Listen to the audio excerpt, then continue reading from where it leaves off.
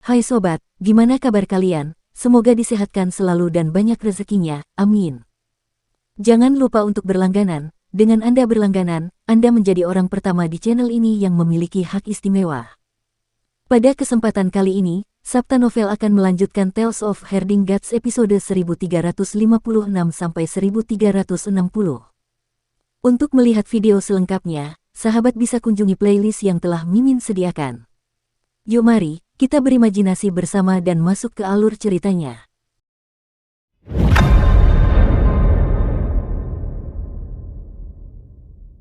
Isi di bagian belakang buku itu adalah reinkarnasi dewa-dewa kuno seperti Kaisar Barat, Kaisar Timur, Kaisar Utara, dan sebagainya. Selain dewa-dewa kuno ini, sebenarnya ada reinkarnasi dari para bangsawan istana surgawi lainnya, dan jumlahnya banyak.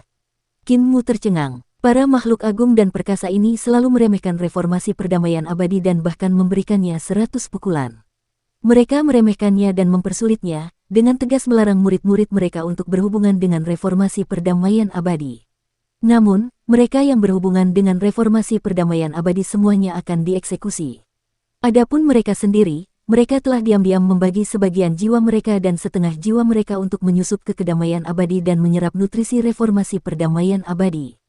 Jika mereka munafik, sungguh sulit menemukan orang yang lebih munafik daripada mereka. Mereka sudah lama melakukan dua persiapan.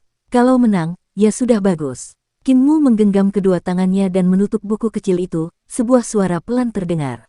Jika mereka kalah, mereka akan berubah dan menjadi menteri yang berjasa dalam reformasi perdamaian abadi. Mereka akan mencuri hasil reformasi dan tetap memegang jabatan tinggi.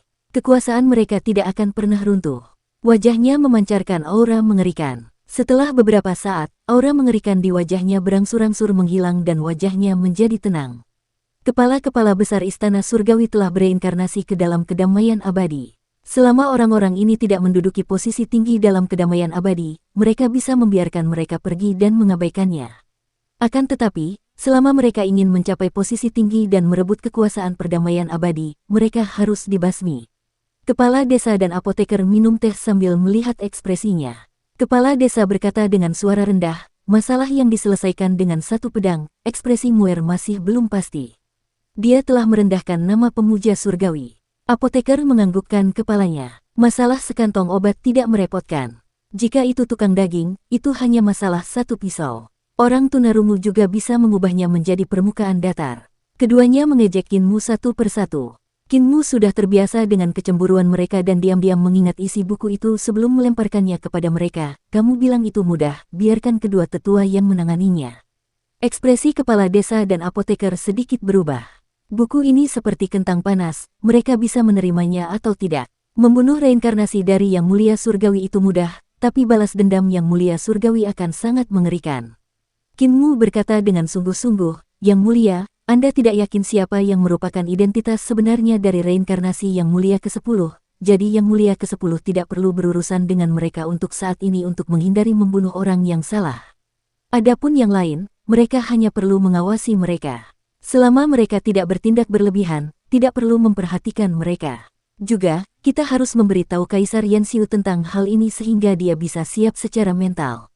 Baru kemudian kepala desa itu tenang dan menyimpan buku itu. Setelah kau membunuh dua reinkarnasi Xiao, para dewa lainnya akan waspada dan tidak akan menyinggungmu.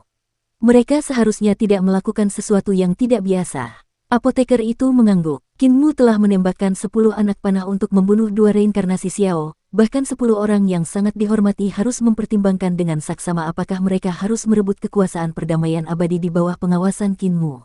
Ada satu hal yang masih perlu kamu pertimbangkan dengan hati-hati, Muer.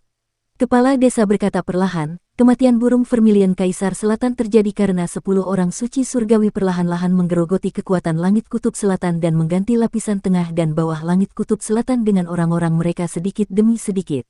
Pada akhirnya, lapisan atas langit kutub selatan juga diganti, jadi ketika orang suci surgawi api menyerang langit kutub selatan, dia tidak menemui perlawanan apapun.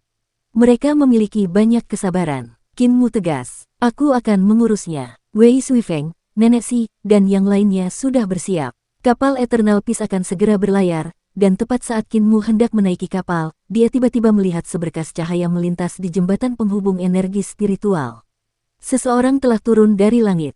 Kinmu berdiri di haluan kapal dan memfokuskan pandangannya pada jembatan pergeseran energi spiritual.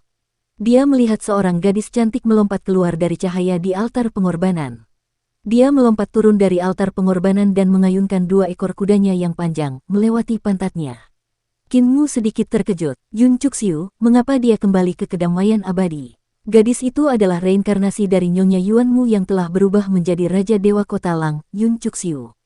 Ketika dia melihat Kinmu dan kapal dari jauh, matanya berbinar dan dia segera bergegas mendekat. Benar sekali Wu Chen. Rambut Wei Suifeng berdiri tegak. Dia telah melihat Wu Chen berkali-kali di kapal hantu, jadi dia pasti tidak akan salah. Kinmu berkata dengan suara rendah, itu Nyonya Yuanmu, dan Jue Wu Chen telah jatuh ke tangan selirian. Wei Suifeng sedikit terkejut, dan Kinmu sudah terbang keluar dari kapal untuk menyambut Yun Cuxiu. Dia tersenyum hangat dan berkata, Saudari Cuxiu, angin apa yang membawamu ke sini? Beberapa waktu yang lalu, dunia asal begitu ramai, dan sangat disayangkan kamu tidak berpartisipasi. Yun Cuxiu menjulurkan kepalanya untuk melihat kapal di belakangnya. Kinmu menghalangi di depannya, menghalangi pandangannya. Jika dia bertindak diam-diam, dia pasti tidak akan melakukan hal baik. Yun Cuxiu terkekeh. Awalnya aku juga berencana untuk datang. Aku sudah menyiapkan senjata suci, Celestial Venerate Royal. Aku berencana untuk tampil mendominasi untuk mengintimidasi 10 Celestial Venerate dan mendominasi seluruh dunia asal. Kinmu melompat ketakutan. Senjata suci 10 orang suci surgawi itu memiliki kegunaannya masing-masing. Jika Nyonya Yuanmu menggunakannya untuk turun, dia pasti akan menekan semua orang dan membuat 10 orang suci surgawi tidak berani bertarung dengannya demi dunia asal. Yun Cuxiu menghela napas. Tetapi setelah dipikir-pikir lagi, jika aku mengendalikan senjata suci itu untuk turun, 10 orang terhormat surgawi itu akan menemukan bahwa ada 11 orang terhormat surgawi di pengadilan surga. Itu akan sangat mengerikan. Mereka akan menyeretku keluar. Aku hanya bisa menyerah pada pikiran ini dan melihat kalian memamerkan kekuatan kalian. Dia mendesah lagi dan lagi, merasa sangat kesal karena tidak dapat berpartisipasi dalam urusan yang menyenangkan seperti itu. Kinmu tersenyum dan bertanya, lalu mengapa Saudari Cuxiu datang ke dunia asal lagi? Wajah Yun Cuxiu dipenuhi kekhawatiran, dan dia tampak seperti hendak menangis. Dia terisak-isak, aku mendengar di pengadilan surga bahwa tubuh aslinya telah habis. Kekasih maut itu telah melepaskan tubuh aslinya, menyebabkan tubuh aslinya menimbulkan masalah di mana-mana. Siapa yang tahu berapa banyak orang yang menatap tubuh aslinya, berencana untuk memamerkannya. Sudut mata Kinmu berkedut. Tubuh asli Nyonya Yuanmu memang hilang. Tentu saja, dia tidak melepaskannya dengan sengaja, tetapi iblis mayat lahir dari tubuh asli Nyonya Yuanmu dan iblis mayat itu melarikan diri dengan sendirinya. Kekasih yang sudah meninggal telah menempati tubuh aslinya selama lebih dari 10 tahun. Ketika Anda bosan dengannya, Anda membuangnya seperti sampah. Semua pria adalah pengkhianat. Semakin banyak Yun Cuxiu berbicara, semakin sedih dia. Dia menyeka air matanya dan berkata, masih ada iblis kecil di tubuh aslinya yang menggunakan namanya untuk menimbulkan masalah dan bertanya apakah aku cantik. Merusak reputasiku. Aku secara alami sangat cantik. Ekspresi Kinmu tampak aneh. Setan mayat itu punya hobi seperti itu. Yun Cuxiu menghela napas. Jika kamu menjawab cantik, dia akan sangat senang dan melahapmu. Jika kamu menjawab jelek, dia akan sangat marah dan melahapmu. Jika kamu tidak menjawab, dia akan tetap melahapmu. Itu terlalu merusak reputasiku. Dia menggelengkan kepalanya berulang kali dan menjulurkan kepalanya untuk melihat siapa yang ada di kapal Kinmu. Kinmu terus menghalangi di depannya, lalu mengapa kau tidak bergegas? Tubuhmu tidak memiliki kesadaran atau roh primordial. Jika seseorang memperhatikan ini, bukankah mereka akan mengambil tubuh jasmanimu dan menggunakannya untuk mengancammu? Yun Cuxiu mengedipkan matanya dan terkekeh. Aku tidak terburu-buru lagi. Aku ingin melihat kemana kau berencana pergi. Kau sangat berhati-hati terhadapku, jadi kau pasti punya rencana sendiri. Kinmu berkata dengan sungguh-sungguh, aku berencana untuk pergi ke istana leluhur. Ada satu hal lagi yang lupa kukatakan pada adikku. Aku sudah mengembalikan tubuh jasmani permaisuri kepadanya, dan aku bahkan memberinya tubuh jasmani yang tidak berdebu sebagai hadiah. Ekspresi Yun Cuxiu berubah drastis, dan dia berkata dengan dingin, dia memperoleh tubuh jasmani. Mengapa kamu tidak mengatakannya lebih awal? Yun Cuxiu pergi dengan tergesa-gesa. Kinmu memperhatikan kepergiannya sebelum dia menghela napas lega dan kembali ke kapal. Wei Suifeng bertanya dengan suara pelan, apakah itu Nyonya Perdana Menteri? Mengapa ekornya terlihat seperti diinjak?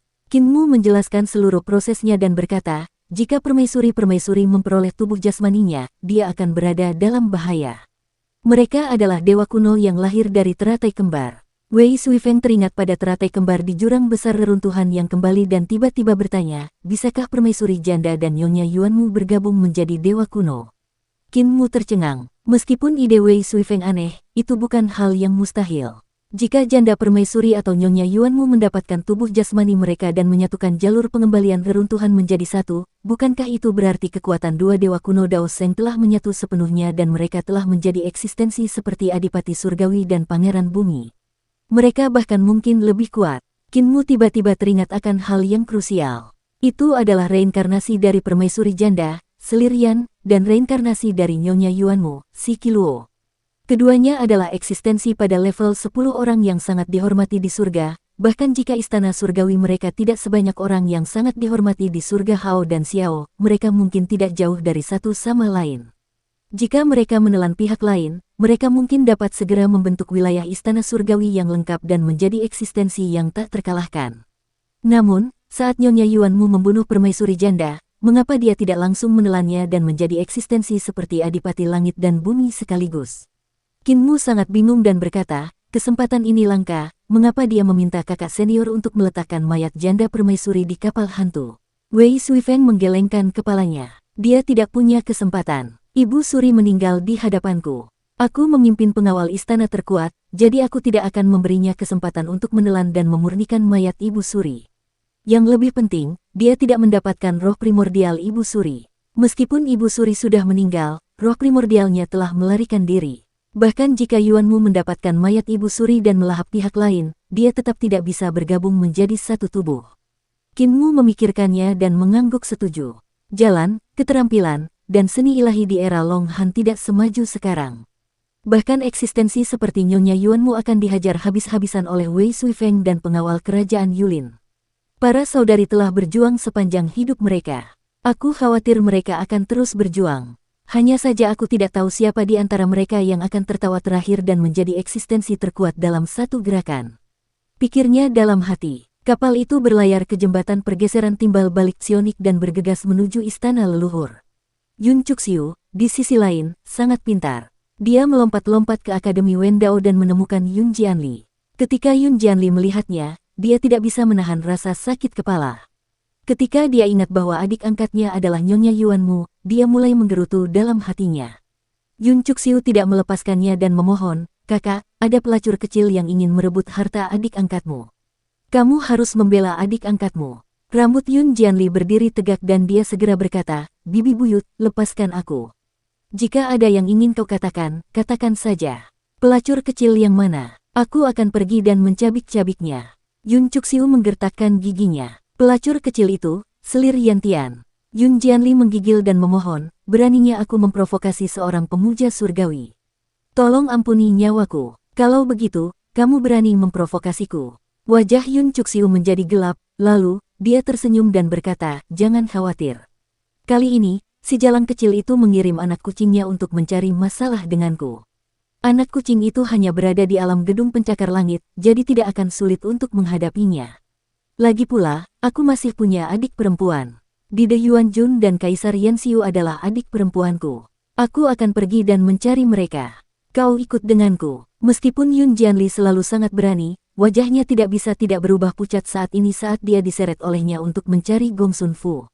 Ketika Gong Sun Fu mendengar alasan kunjungan mereka, aku ingin menjaga istana surgawi kebajikan bumi dan tidak bisa menemani kakak perempuan, tetapi aku punya ahli hebat dari alam kesempurnaan Ling Xiao di sini yang bernama Feng Qiuyun. Jika dia pergi bersamamu, dia seharusnya bisa menghadapi iblis mayat itu. Yun Cuxiu berencana untuk mencari Ling Yuxiu lagi, tetapi Gong Sun Fu tersenyum. Semua ahli perdamaian abadi telah dibawa ke istana leluhur oleh Yang Muliamu. Bahkan jika kamu melihat saudari keempat, dia tidak akan bisa mendapatkan ahli untuk membantumu. Yun Cuxiu hanya bisa menyerah dan menunggu Feng Qiuyun bergegas sebelum mereka pindah. Lebih dari 10 hari kemudian, mereka tiba di medan perang tempat kedua surga itu berperang. Perang belum dimulai dan kedua belah pihak berbaris dalam formasi yang rapi, tampak hikmat dan penuh pembunuhan. Ketiganya baru saja akan terbang ketika mereka tiba-tiba membeku. Mereka melihat bahwa semua dewa iblis dan praktisi seni ilahi di medan perang adalah mayat tanpa kepala. Monster macam apa yang membuat masalah? Yun Jianli berteriak tanpa sadar. Yun Cuxiu mendesah. Justru monster mayat di tubuhku yang menyebabkan masalah. Peri kecil itu pasti telah memahami sebagian hukum dao besar di tubuhku, itulah sebabnya dia mampu merenggut nyawa begitu banyak orang secara diam-diam. Lengan bajunya yang panjang berkibar ketika dia menggigit kukunya, memperlihatkan sikap seorang gadis muda. Yun Jianli dan Feng Qiuyun sama-sama bergidik. Feng Qiuyun berpengalaman dan berpengetahuan luas. Dia memikirkan poin penting itu dan berkata dengan suara yang dalam, "Kalau begitu, Guru Surgawi, sebagai pemilik lubang pembuangan, apakah tubuhmu bertanggung jawab atas kehancuran atau penciptaan?" Yun Jianli tersadar dan menatap Yun Cuxiu. Yun Cuxiu terkekeh. Tentu saja itu ciptaan. Kaisar Surgawi yang memiliki awal yang mutlak hanya akan menikahi dewi yang mengendalikan penciptaan. Ia tidak akan menikahi dewi yang mengendalikan kehancuran. Yun Jianli berkata, "Permaisuri adalah dewa kuno pencipta.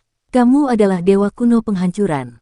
Yun Cuxiu terkekeh lagi. Yun Jianli mengerutkan kening dan melihat sekeliling dengan waspada. Dia berpikir dalam hati, iblis mayat yang lahir dari dewa kehancuran kuno pasti memiliki keinginan yang sangat kuat untuk menghancurkan. Mereka melewati medan perang. Ada mayat tanpa kepala di kedua sisi, membuat orang merinding. Tiba-tiba, Yun Jianli melihat seekor kucing putih melewati kerumunan mayat. Hatinya tergerak dan dia menatap Feng Qiuyun dan Yun Cuxiu. Ketiganya diam-diam mengikuti. Kucing putih itu melompat secepat terbang. Mereka mengikuti kucing putih itu ke pusat dunia Yuan. Mereka melihat semakin banyak dewa di sekitar mereka. Apa yang dicari para dewa ini? Bahkan ada anjing dewa Xiao Tian. Bahkan ada burung gagak emas berkaki 3 yang terbang di langit. Selir Yan bukan satu-satunya yang mengincar tubuh Yuanmu. Apakah saya cantik? Tiba-tiba, sebuah suara terdengar. Yun Cuxiu buru-buru mengejarnya, tetapi dia terlambat selangkah. Dia melihat bahwa beberapa dewa yang telah melacak mereka ke sini telah mati. Mereka telah kehilangan kepala mereka. Apakah saya cantik? Suara lain terdengar. Sebelum mereka sempat bergegas, mereka mendengar teriakan. Setelah itu, mereka mendengar semakin banyak pertanyaan. Ada semakin banyak teriakan di sekitar. Keringat dingin mengucur di dahi Feng Qiuyun. Yun Jianli juga tampak seperti sedang menghadapi musuh besar. Tiba-tiba, seekor kucing mengeong. Kemudian, seekor kucing putih melompati kepala mereka dan lari dengan panik. Bahkan kucing dari keluarga Selir Yan pun tidak sebanding dengan iblis mayat. Ekspresi Yun Cuxiu juga berubah. Suasana hening, tak ada suara. Ketiganya berusaha sekuat tenaga untuk menjaga napas tetap teratur dan tidak bergerak. Setelah beberapa lama, tiba-tiba terdengar suara dari leher Yun Jianli. Napas wanita itu menyembur ke lehernya dan meniup rambutnya. "Apakah aku cantik? Biar aku lihat dulu sebelum aku tahu kamu cantik atau tidak." Yun Jianli tiba-tiba menoleh dan wajahnya hampir menyentuh wajah iblis mayat Yuanmu. "Mayat Yuanmu sangat cantik." Ia tersenyum manis dan membuka mulutnya seperti jurang yang sangat besar. Pada saat ini, tiba-tiba sebuah tangan terulur dan jimat kuning tertancap di wajah iblis mayat itu. Setan mayat tidak bergerak setelah ditempeli jimat kuning. "Surgawi memuliakanmu." Ketiganya segera menoleh, tetapi itu bukan yang mulia, melainkan putra mahkota Mingya. Putra mahkota Mingya melirik mereka dan berkata, "Saya diperintahkan oleh Yang Mulia untuk menekan iblis mayat. Yang Mulia ingin menggunakan iblis mayat ini untuk mengintimidasi dunia Yuan. Saya akan mengambilnya. Iblis mayat adalah tubuh fisikku." Yun Cuxiu tidak bisa menahan perasaan cemas. Putra mahkota Mingya tidak mempedulikannya. Dia terbang bersama mayat iblis dan menghilang. "Kejar dia!" Yun Cuxiu marah sekaligus cemas. Ketiganya bergegas mendekat. Ketika mereka tiba di wilayah kekuasaan Yang Mulia Surgawi, Yun Cuxiu langsung marah dan berkata dengan marah, "Yang Mulia Surgawi, mengapa kau mengambil alih tubuh fisikku? Kau sendirian. Mungkinkah kau ingin menganiaya wanita Raja Surgawi?" "Yang Mulia, Anda tidak tahan melihatnya begitu garang." Terlebih lagi, Yun Cuxiu menggunakan penampilan Jue Wuchen. Ketika Jue Wuchen muncul saat itu, dia juga menginginkan kecantikan Jue Wuchen. Sekarang setelah dia melihat Yun Cuxiu, Yang Mulia tidak bisa berkata apa-apa. Dia melambaikan tangan ke arah Yun Jianli. Yun Jianli segera berlari mendekat. Yang Mulia Surgawi membisikkan beberapa patah kata ke telinganya. Yun Jianli mengangguk dan berlari kembali untuk memberitahu Yun Cuxiu, "Raja Suci Ren berkata bahwa kamu juga dapat memiliki tubuh ini. Kamu harus memberikan sesuatu sebagai gantinya." Kemarahan di wajah Yun Cuxiu menghilang. Dia tersenyum dan berkata, "Lalu apa yang kau inginkan sebagai gantinya?" "Aku tidak bisa membiarkannya menemanimu untuk 1 malam. Dia adalah salah satu anak buah Kaisar Surgawi. Yun Jianli berlari lagi. Yang Mulia Surgawi membisikkan beberapa instruksi lagi. Yun Jianli berlari kembali dan berkata, dia ingin menggunakan tangan nyonya untuk memperbaiki senjata suci Yang Mulia Surgawi. Yang Mulia Surgawi. Yun Cuxiu awalnya tersenyum, tetapi ketika dia mendengar itu, ekspresinya berubah drastis. Dia mencibir dan berkata, perbaiki senjata suci, bangsawan surgawi. Apakah itu senjata suci, bangsawan surgawi, yang kalian rebut dari Yudu? Bermimpilah. Dengan senjata suci, bangsawan surgawi, bagaimana kita bisa membunuh Red Count? Tuan Surgawi tidak mengatakan sepatah kata pun. Dia melambaikan tangannya dan hendak memberikan mayat iblis Yuanmu kepada Xie Wuqi. Xie Wuqi meraung dan mengulurkan tangannya untuk meraih tubuh Yuanmu. Air liur menetes dari sudut mulutnya, seolah-olah dia ingin mencabik-cabik nyonya Yuanmu. Yun Cuxiu menghela napas dan berkata, kau, cepat berhenti, aku akan menurutimu. Tuan Surgawi Anda mengambil kembali iblis mayat Yuanmu. Yun Cuxiu menatap tubuhnya sendiri lalu menatap Guru Surgawi Yu. Dia mencibir dan berkata, kamu orang yang jujur, Guru Surgawi Yu. Tindakanmu tidak seperti dirimu. Siapa yang memberimu ide buruk seperti itu? Apakah itu Guru Surgawimu? Guru Surgawi Anda diam-diam mengenakan topeng hantu sehingga dia tidak dapat melihat ekspresinya. Yun Cuxiu mencibir dan berkata, aku tahu itu dia. Hanya saja dia begitu jahat. Aku khawatir itu idenya sehingga kau membawa Xie Wuqi dan putra mahkota Mingya keluar, kan? Kau menyinggung Guru Surgawi Hao sampai mati. Dia berbalik dan pergi. Aku akan pergi ke Yudu dan memperbaiki senjata suci itu, Celestial Master Royal. Jika saat itu tiba, jika kamu tidak mengembalikan tubuhku dan berani meminta apapun, aku akan datang dan membunuhmu secara pribadi. Celestial Master Yu mengangkat topengnya dan mendesah. Wajah tuanya penuh kerutan. Yun Jianli bertanya dengan rasa ingin tahu, apakah itu benar-benar ide dari Celestial Master-mu? Celestial Master Yu mengangguk tak berdaya, katanya, Celestial Master-mu tahu bahwa Madam Yuanmu adalah eksistensi yang mengendalikan istana surgawi sang pencipta dan senjata ilahi penciptaan. Oleh karena itu, ketika dia meninggalkan Yudu, dia memberiku sebuah ide. Dia ingin aku menggunakan mayat iblis Yuanmu untuk mengancamnya dan memaksanya memperbaiki senjata ilahi Yudu, Celestial Master Royal. Ide ini benar-benar berhasil. Yun Jianli ragu sejenak. Dia menatap putra mahkota Mingya dan Xie Wuqi dan bertanya dengan suara rendah, bagaimana dengan mereka? Putra mahkota Mingya memasuki Yudu atas kemauannya sendiri. Dia memohon agar saya mengizinkannya menemui Xie Wuqi. Guru Surgawi Anda berkata, dia mengetahui bahwa Kaisar Surgawi di pengadilan Surgawi itu palsu. Guru Surgawi ke-10 lah yang menciptakan tubuh Kaisar Surgawi, jadi dia ketakutan. Kakak laki-lakinya, Yang Mulia Hao, juga termasuk di antara 10 yang mulia, jadi dia tidak berani tinggal di pengadilan surgawi bahkan untuk sesaat. Selama bertahun-tahun, dia bersembunyi di Yudu bersama Xie Wuqi. Xie Wuqi adalah kakak laki-lakinya. Dukung terus channel YouTube Sabta Novel. Yun Jianli menatap Xie Wuqi dan putra mahkota Mingya. Putra mahkota Mingya sedang menjaga Xie Wuqi, dan Xie Wuqi hanya akan menjadi gila saat menghadapinya. Sekarang, dua bersaudara itu saling mengandalkan satu sama lain. Jika Xie Wuqi tidak mati, dia mungkin akan menjadi bagian dari 10 orang surgawi yang terhormat, tetapi sangat disayangkan bahwa tidak ada, jika, dalam sejarah, kata Yun Jianli dengan hati yang terpisah. Di sisi lain, kapal Qinmu berlayar ke istana leluhur. Kapal ini merupakan pencapaian tertinggi dalam penempaan perdamaian abadi. Tungku pil sudah dapat disempurnakan menjadi ukuran yang sangat besar, dan kecepatan kapal juga telah meningkat pesat. Akan tetapi, di masa damai abadi sekalipun banyak pengrajin ahli, mereka tetap tidak dapat menempa kapal perang yang seperti daratan terapung seperti di Istana Surgawi atau zaman Kaisar Pendiri. Era Kaisar Pendiri melambangkan tingkat keterampilan tertinggi di bidang penempaan, yaitu desa bebas dan bahtera nirwana. Untuk menempa kapal perang semacam itu, yang dibutuhkan bukan sekadar jalur penempaan, tetapi negara kuat dengan kekuatan nasional yang tak tertandingi. Kapal perang Istana Surgawi juga memiliki standar seperti itu. Meskipun jalan pembentukan Istana Surgawi tidak dapat dibandingkan dengan era berdirinya Kaisar atau perdamaian abadi, fondasi Istana Surgawi terlalu kuat. Sumber daya keuangan pada era Kaisar Pendiri hanya dapat menempa 2 kapal perang besar seperti Bahtera Nirvana, tetapi ada lusinan kapal perang serupa di pengadilan Surgawi. Kapal itu berlayar melewati langit Istana Leluhur, dan Qinmu melihat ke bawah untuk memeriksa geografi Istana Leluhur. Wei Suifeng, Nenek Si, Hua Xuanxiu, dan putra mahkota Yuming semuanya terkesima oleh kemegahan Istana Leluhur. Pemandangan di sini sungguh menakjubkan, dan binatang purba besar yang terbang melewati kapal itu bahkan lebih menakjubkan. Kapal itu terbang melewati tanah suci dari semua jenis gunung suci, membuat mata mereka kosong.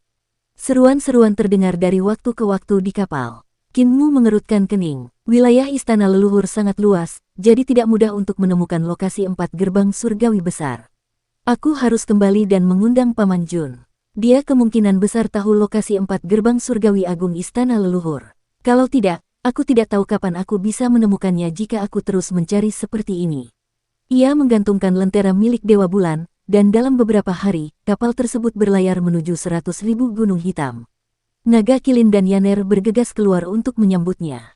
Tiba-tiba, Naga Kilin melihat Wen Yuan muda dan tidak bisa menahan diri untuk tidak tertegun. Dia melempar Kinmu dan langsung menuju ke arahnya. Kinmu merasakan sedikit kesedihan di hatinya. Generasi baru lebih kuat dari yang lama, jadi aku mungkin benar-benar tua. Naga Kilin bermesraan dengan Wen Yuan muda sebelum berlari kembali. Dia berkata dengan hati-hati, "Ketua Sekte. Panggil aku Ketua Sekte Tua." Kinmu berkata dengan lesu, "Di mana leluhur pertama dan kaisar manusia lainnya?" "Aku kehilangan mereka," kata Naga Kilin dengan lebih hati-hati. "Hilang." Kinmu tercengang dan tersenyum. "Mereka pergi untuk menjinakkan binatang buas besar, kan? Di mana Sujun?" Naga Kilin berkata dengan suara rendah, "Mereka juga tersesat." Kinmu sedikit terkejut dan menatapnya dengan saksama. Dia mengangkat alis kirinya dan mengangkatnya. "Di mana Jiang Yunjian dan yang lainnya?" Naga Kilin tampak sedih. "Mereka hilang bersama Su Senghua, Lan Yutian, dan yang lainnya." Kinmu menenangkan diri dan melihat ke dalam ratusan ribu pegunungan hitam. Masih ada cukup banyak dewa di sini. Mereka yang menambang dan memurnikan harta hanyalah tulang punggung istana leluhur. Bagaimana mereka bisa kehilangannya? Kinmu bertanya dengan suara serak. "Mereka memanfaatkan malam untuk keluar." Naga Kilin segera menggelengkan kepalanya. "Mereka tidak seberani pemimpin sekte, jadi mereka tidak berani keluar di malam hari." Sujunlah yang mengatakan bahwa dia punya cara untuk memasuki bagian belakang istana leluhur dan menangkap binatang buas besar di sana. Binatang buas besar purba di sana lebih kuat, jadi mereka semua berlari ke utara istana leluhur. Kinmu menghela napas lega. Selama mereka tidak keluar di malam hari, mereka masih bisa diselamatkan. Lalu dia berkata dengan dingin, "Sujun tidak tahu cara memanggil secara terbalik. Aku tidak pernah mengajarinya metode seperti itu. Di dunia ini, selain aku, ada juga Raja Dewa di negeri ini, dan yang lainnya adalah kamu." Naga Kilin menundukkan kepalanya dan berkata dengan suara rendah, "Sujun berkata dia ingin pergi ke belakang istana leluhur. Di sana ada binatang terkuat di dunia, Long Xiao, tetapi mereka tidak tahu bagaimana cara pergi ke sana. Aku suka pamer, jadi aku memberikannya padanya." Penglihatan Kinmu menjadi gelap, dan dia menenangkan dirinya. Orang yang paling berpengetahuan di dunia ini, selain dia, adalah Naga Kilin. Apa yang dipelajari, dipahami, dan dipahami Kinmu tidak pernah disembunyikan dari Naga Kilin. Naga Kilin kurang lebih mengetahui semua jenis pengetahuan. Seni pemanggilan dewa terbalik merupakan seni pemanggilan dewa yang diciptakan Kinmu dengan memodifikasi seni pemanggilan dewa milik sang pencipta. Seni pemanggilan dewa adalah seni pemanggilan dewa yang menggunakan kesadaran dewa yang kuat sebagai titik dasar untuk memanggil binatang buas besar agar turun. Sebaliknya, seni pemanggilan dewa terbalik menggunakan binatang besar sebagai titik dasar untuk memanggil dirinya sendiri ke sisi binatang besar tersebut. Dulu ketika Kinmu menciptakan seni dewa ini, Naga Kilin dan Yaner juga ada di sana. Ada juga roh Luo Xiao sebelumnya, Hong Agung yang diubah oleh Kaisar Tertinggi, dan Bu Xiao yang diubah oleh Kaisar Surgawi. Namun, hanya Naga Kilin yang dapat membantu Kinmu merancang dan membangun altar pemanggilan. Satu-satunya yang mempelajari teknik pemanggilan terbalik adalah Naga Kilin. Ketika Naga Kilin mengajarkan Paman Jun teknik pemanggilan terbalik, Paman Jun pasti membawa leluhur pertama, Lan Yutian, Su Senghua, dan yang lainnya untuk memanggil mereka ke belakang istana leluhur. Mereka semua adalah orang-orang yang membuat orang khawatir. Long Xiao itu orang yang bisa dianggap remeh. Dia orang yang tubuh jasmaninya setara dengan orang suci surgawi. Kinmu tidak dapat menahan diri untuk menggelengkan kepalanya. Ini jelas merupakan ide buruk Paman Jun. Paman Jun selalu menginginkan Long Xiao, ingin menaklukkannya dan mengubahnya menjadi binatang buasnya sendiri. Namun, dia tidak memiliki kepercayaan diri untuk melakukannya sendiri. Itulah sebabnya dia memanggil leluhur pertama, Lan Yutian, Su Senghua, dan yang lainnya. "Sudah berapa lama mereka pergi?" tanya Kinmu. 3 bulan. 3 bulan. Ketika Kinmu mendengar itu, dia tidak terburu-buru lagi. Dia menyuruh semua orang di kapal untuk turun dan memperbaiki diri. Wei Suifeng bertanya, "Adik, apakah kamu tidak akan menyelamatkan mereka? Mereka sudah pergi selama 3 bulan. Kalau mereka meninggal, mereka pasti sudah meninggal sejak lama. Kalau mereka tinggal selama 3 bulan di belakang istana leluhur, mereka pasti bisa bertahan untuk beberapa waktu. Tidak perlu terburu-buru." Qin Mu tersenyum dan berkata, "Aku harus melakukan persiapan yang cukup. Jika aku terburu-buru, aku akan berakhir dalam situasi yang sama seperti mereka." Wei Suifeng terdiam sejenak sebelum berkata dengan getir, "Aku telah terperangkap di kapal hantu selama bertahun-tahun dan terus memintamu mengikuti peta untuk menyelamatkanku. Kau tidak pernah datang dan juga tidak mengikuti peta. Apakah itu alasan yang kau sebutkan tadi?" Qin Mu tertawa terbahak-bahak dan berjalan menjauh. Dia berkata dengan suara yang jelas, "KKI Agung, di mana kalian? Adik kecil ini datang untuk memberi penghormatan." Wei Suifeng mengirimnya pergi dengan wajah hitam dan menggertakkan giginya. "Binatang Qin, ya, sungguh buas." Pangeran Yuming datang ke sisinya dan menatap langit biru. Tatapannya jatuh pada Yaner, lalu beralih darinya ke Dragon Kilin. Dia berkata dengan marah, "Pasangan brengsek itu akhirnya menemukan kalian." Gunung Naga Keliling. Naga Kilin gemetar ketakutan dan buru-buru menoleh ke belakang. Ketika dia melihat Pangeran Yuming mengejarnya, dia segera mengguncang tubuhnya dan berubah menjadi gunung naga keliling berkepala naga dan bertubuh manusia. Dia berlutut di tanah dan berkata dengan keras, "Maafkan aku." Yaner juga berlutut dengan panik, berdampingan dengan naga kilin. "Suamiku dan aku minta maaf padamu, saudara Taois." Putra mahkota yang masih muda menghampiri mereka berdua dengan amarah yang tak terkendali, tetapi dia tidak dapat berbuat apa-apa. Naga Kilin dan Yaner memang telah mencuri paviliun berlapis kaca langit biru, menyebabkan dia ditindas oleh Kaisar Utara dan pasangan kura-kura hitam selama 600.000 tahun. Namun, Naga Kilin dan Yaner juga telah menyelamatkan ratusan ribu anggota klan kura-kura hitam dari istana surgawi kura-kura hitam dan menyelamatkan hidupnya. Yang lebih penting, fakta bahwa kura-kura hitam telah menekan Pangeran Yuming tidak ada hubungannya dengan pencurian benteng Azure Heaven yang mengkilap. Pada saat itu, Pangeran Yuming memiliki orang-orang seperti Putra Yin di sisinya yang siap untuk berkomplot melawannya dan Kaisar Utara kapan saja berkomplot melawan Kutub Utara Heaven. Jika mereka tidak memenjarakan Pangeran Yuming, dia pasti sudah lama meninggal. Dia berhasil membebaskan diri dari penindasan karena Qin Mu memohon belas kasihan. Setelah membebaskan diri, dia meninggalkan Kutub Utara dan bertemu Putra Yin di Sungai Surgawi.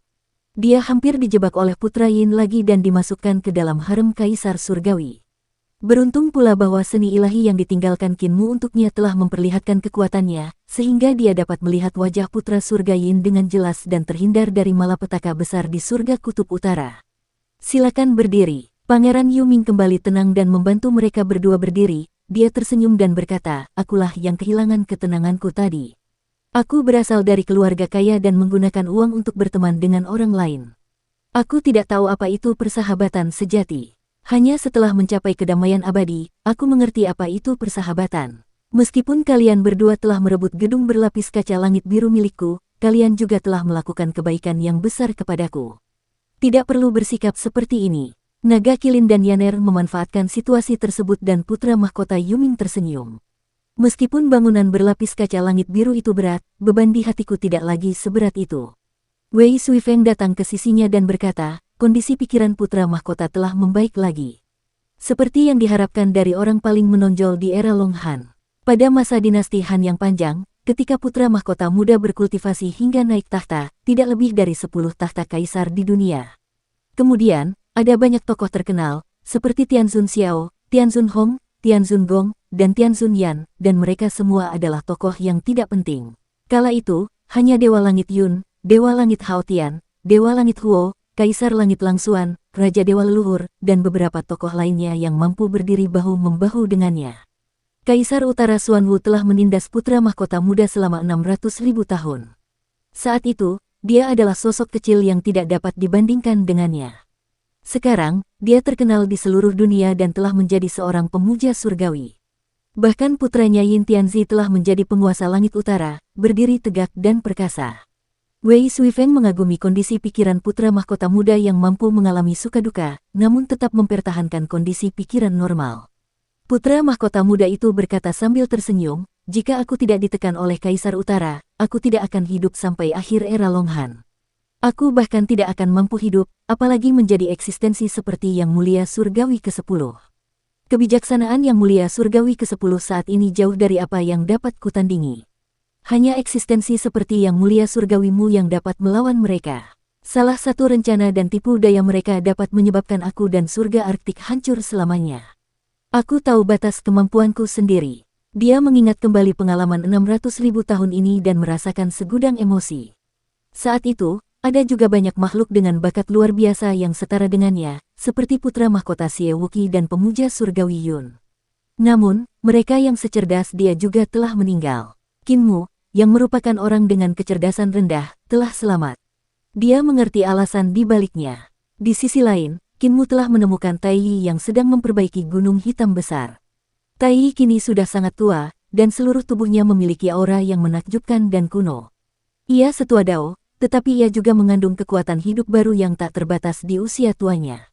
Hati Kinmu tergerak sedikit, dan dia bertanya sambil tersenyum, "Saudara Dao, apakah kamu siap bertemu dengan Adipati Surgawi dan Pangeran Bumi?" Penampilan Taiyi tampak pucat, dan tatapan matanya kosong. Dia tidak bisa melihat pikiran apapun di dalam hatinya, memancarkan perasaan yang sangat tenang. "Kita bisa bertemu mereka sekarang." Kinmu menghela napas lega dan membungkuk. "Terima kasih atas bantuanmu, Saudara Dao." Taiyi menggelengkan kepalanya. "Aku tidak menemui mereka untukmu, tapi aku punya rencana sendiri. Aku ingin meminjam istanamu untuk menemui mereka." Kinmu berkata, "Saudara Dao, silakan gunakan saja." Dia datang ke pegunungan hitam 100.000 dan mengeksekusi seni ilahinya. Sebuah gerbang surga dan bumi muncul dari tanah. Setelah beberapa saat, gerbang surga dan bumi terbuka dari dalam. Roh primordial Earthkaun keluar dan menyapa Kinmu. Kinmu membungkuk sebagai balasannya. Setelah itu, roh primordial Adipati Langit keluar dari gerbang dan juga menyapa Kinmu. Kinmu membalas sapaannya. "Saudara Dao, perubahan besar sudah menunggu kalian berdua." Adipati Surgawi dan Pangeran Bumi saling memandang dan memberi salam kepada murid mereka. Mereka berjalan ke ratusan ribu gunung hitam dengan penuh hormat dan mengikuti Kinmu ke pusat pohon hitam besar. Tiba-tiba, sebuah lonceng yang seolah membelah langit dan bumi berbunyi. Kinmu, Adipati Surgawi, dan Pangeran Bumi mengangkat kepala mereka untuk melihat, dan hati mereka bergetar. Mereka melihat sebuah pohon tua yang tak tertandingi, rimbun dan hijau. Pohon itu mengambang di alam semesta, dan aula di bawahnya berwarna keemasan dan cemerlang, cahaya warna-warni ilahi tercurah seperti air mancur, mengangkat aula besar itu. Ketiganya saling memuji dan datang ke aula besar dengan hati yang penuh ziarah. Mereka menaiki tangga dan mendengar berbagai macam suara Dao yang seperti lonceng kuning dan kecapi agung. Mereka baru saja kembali dari makan di luar, dan mereka harus menunggu 20 menit untuk keempat kalinya. Adipati Surgawi, Pangeran Bumi, dan Kinmu melihat sekeliling. Pemandangan yang mereka lihat dan suara Dao yang mereka dengar semuanya berbeda. Apa yang dilihat oleh Adipati Surgawi adalah tingkatan Dao Surgawi yang lebih dalam, alam yang lebih tinggi yang belum pernah dipahaminya sebelumnya. Apa yang didengarnya adalah suara Dao Surgawi, yang bahkan lebih dalam daripada Adipati Surgawi yang lahir darinya. Earthkaun melihat Dao besar Yudu, yang juga sama menakjubkannya dengan apa yang dilihat oleh Duke Surgawi. Suara yang didengarnya juga begitu mengharukan sehingga membuat orang tidak dapat menahan perasaan seperti sedang bernyanyi saat menciumnya. Apa yang dilihat dan didengar Kinmu berbeda dari apa yang mereka lihat. Apa yang dilihat dan didengarnya adalah kekacauan yang tidak jelas. Dia tidak tahu apa itu, tetapi dia juga merasa bahwa itu misterius dan sulit dipahami. Ketiganya memiliki perasaan mereka sendiri. Duke Surgawi dan Kaun Bumi jarang bersemangat, tetapi pada saat ini, mereka sangat bersemangat. Hati Dao mereka yang tidak bergerak sejak zaman kuno juga tidak dapat ditekan. Kinmu sudah lama terbiasa dengan hal itu, jadi dia tidak bersemangat. Mereka berjalan sepanjang jalan dan akhirnya sampai di pintu aula. Mereka melihat ke dalam aula dan melihat cahaya warna-warni berputar-putar seperti tentakel ubur-ubur. Cahaya itu seperti awan yang perlahan menyebar, memancarkan kekudusan yang tak terlukiskan. Aula itu tidak lagi tampak seperti aula, melainkan tempat di mana semua jalan besar berasal. Bahkan jika Kinmu masuk ke dalamnya, rasanya seperti ini adalah pertama kalinya dia datang ke sini. Aula besar ini dibangun olehnya dan merupakan istananya. Meskipun Kinmu tidak datang ke sini berkali-kali, dia tahu bahwa aula besar itu jelas bukan seperti yang terlihat sekarang. Gunung tidaklah tinggi, air tidaklah dalam. Dengan adanya makhluk suci sejati, istanaku pun berubah menjadi luar biasa dan luar biasa, pikirnya dalam hati. Yang penting bukanlah aula besarnya, melainkan orang-orang yang ada di aula itu. Adipati Surgawi dan bangsawan bumi bahkan lebih tercengang. Alam kultivasi Kinmu masih rendah, jadi apa yang dilihatnya tidak sedalam mereka. Jika dia bisa melihat jauh, pemandangan yang mereka lihat akan lebih mencengangkan. Di mata Kinmu, lelaki tua yang berubah drastis, yang dikelilingi oleh 10.000 jalan, bagaikan pohon layu yang mengandung sedikit kekuatan hidup. Namun, di mata Adipati Surgawi dan bangsawan bumi, dia bukan masalah sepele.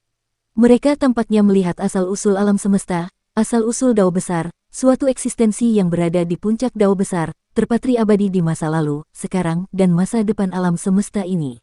Adipati Langit dan Bumi maju ke depan, membungkuk, dan berkata dengan hormat, "Saudara Dao.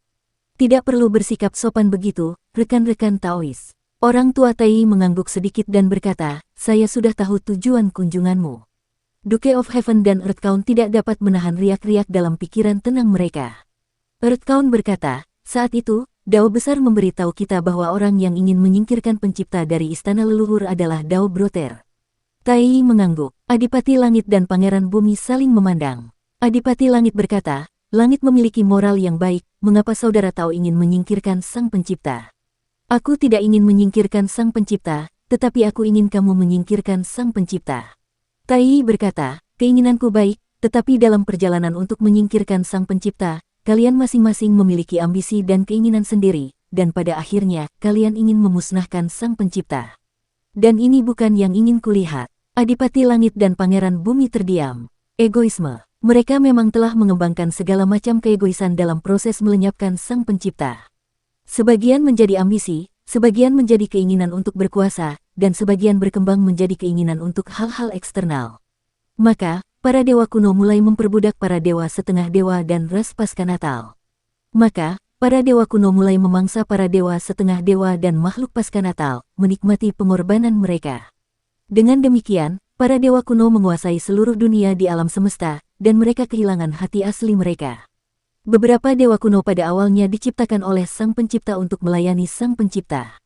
Beberapa lahir dari surga dan bumi dan membesarkan ribuan binatang purba untuk menjaga ketertiban.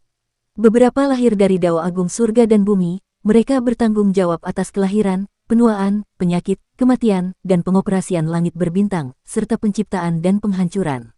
Beberapa lahir dari keinginan langit dan bumi dan turun dari telur untuk melindungi dunia. Namun, dalam proses menghilangkan sang pencipta, semua keinginan awal berangsur-angsur berubah seiring bertambahnya kekuatan mereka. Setelah mereka menyingkirkan sang kreator, mereka menjadi kelompok kreator lain, kreator yang lebih brutal lagi. Adipati Langit dan Pangeran Bumi terdiam sejenak.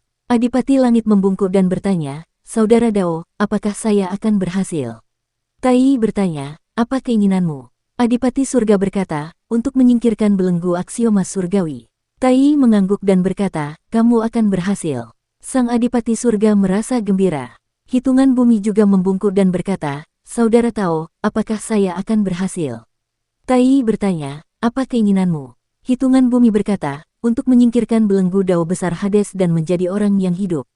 Adipati Surgawi mengerutkan kening dan menatapnya dengan bingung. "Kamu akan berhasil," kata Tai. Hitungan Bumi menampakkan raut wajah gembira. Kinmu sangat ingin mencobanya dan mengangkat tangannya. "Saudara Tao Tai, apakah saya akan berhasil?" Tai tidak menjawab. Kinmu berkata dengan gembira, "Keinginanku adalah untuk memajukan jalan para orang suci dan menggunakan para dewa untuk membatasi kekuatan para dewa. Untuk membuat para dewa harmonis, untuk memungkinkan jalan alam yang diperoleh berkembang dan melampaui alam bawaan. Hanya dengan membuat orang kaya mereka akan berguna dan memiliki beberapa prestasi dalam studi mereka. Biarkan orang-orang dekaden seperti pemuja surgawi ke-10 disingkirkan, biarkan darah segar orang-orang baru terus bermunculan. Bisakah itu berhasil?" Tai masih tidak menjawab. Kinmu mengerutkan kening dan hendak mengajukan pertanyaan lain ketika Tai sudah menutup matanya dan tertidur. Kinmu membuka matanya lebar-lebar dan dengkuran Tai berangsur-angsur meningkat. Kinmu berkata dengan suara yang jelas, "Mengapa saudara Dao tidak mengatakan apa-apa?" "Saudara Dao, kamu tinggal di gunung hitamku yang agung, belum lagi tidak membayar sewa tanah, bahkan jika aku bertanya kepadamu, kamu tidak akan menjawab." Adipati Langit dan Bumi membungkuk kepada Tai dan menggendong Kinmu ke kiri dan kanan. Adipati Langit menggerutu, "Yang muliamu, bagaimana Anda bisa berbicara dengan nada seperti itu kepada saudara Dao Tai?" Dia telah menjadi orang Dao, orang yang telah melampaui batas, jadi Anda tidak bisa mengabaikannya. Earth Count juga berkata, dia tidak akan bertengkar denganmu, tetapi kamu juga tidak boleh kurang ajar. Jika ini tersebar, semua orang akan mengutukmu, dan bahkan aku harus menuliskanmu di buku catatan. Keduanya tidak mengatakan apa-apa dan membawa Kinmu keluar dari aula suci. Tangan dan kaki Kinmu dingin, dia masih bertanya kepada aula, saudara Daois perubahan besar, apakah keinginanku dapat terwujud? Berhasil atau tidak, itu hanya masalah menganggukkan kepala dan menggelengkan kepala. Mengapa Anda tidak mengatakan apa-apa? Aula itu tiba-tiba kehilangan semua cahaya warna-warni dan cahaya Dao, dan perubahan besar telah berlalu. Kinmu bingung. Adipati Surgawi tersenyum. Yang muliamu, saudara Tao Tai tinggal di sini bersamamu. Di masa depan, kau akan memiliki banyak kesempatan untuk bertanya kepadanya, jadi mengapa kau terburu-buru? Rekan Tao Bumi, ada apa denganmu? Kau telah terbebas dari belenggu Dao besar Yudu, jadi aku bisa mengerti mengapa kau ingin mengubah dirimu menjadi orang yang hidup. Manusia memiliki 7 emosi dan 6 keinginan, suka dan duka, kelahiran, usia tua, penyakit, kematian, dan rasa sakit. Kami para dewa kuno terbebas dari belenggu Dao besar untuk mencari transendensi, bukan untuk menggunakan emosi manusia untuk mengikat diri kami sendiri. Jalanmu telah tersesat. Earth Count meletakkan Kinmu, senyum muncul di wajahnya yang jelek. Saudara Dao, ketika kamu memandang rendah semua makhluk hidup di dunia, kamu sedang memandang rendah semua makhluk hidup. Ketika aku memandang ke atas pada semua makhluk hidup di Yudu, aku sedang memandang ke atas pada semua makhluk hidup. Kamu berharap untuk melampaui Dao Surgawi, dan aku berharap untuk menjadi semua makhluk hidup. Adipati Surgawi mengerutkan kening. Earth Count berkata, terlalu mudah bagi pendeta surgawimu untuk memberi kami kesempatan menemuinya, jadi kami bertanya kepadanya tentang hal itu. Sekarang setelah kami bertanya kepadanya tentang hal itu, inilah saatnya untuk memberinya apa yang seharusnya dia miliki. Pendeta surgawimu, tanduk asal, aku telah menyiapkannya untukmu. Adipati Surgawi melihat bahwa dia tidak dapat membujuknya, jadi dia hanya dapat mengesampingkan masalah ini untuk sementara waktu. Yang muliamu, kamu ingin memurnikan mata dewa terkuat di dunia, jadi aku akan menyiapkan kristal Dao Surgawi di mata dewaku untukmu. Itu dapat berubah menjadi ruangan di depan mata dewamu. Apakah kamu siap? Kinmu terus menatap lurus ke arah aula. Setelah beberapa saat, dia menarik kembali pandangannya dan berkata dengan linglung, saya siap.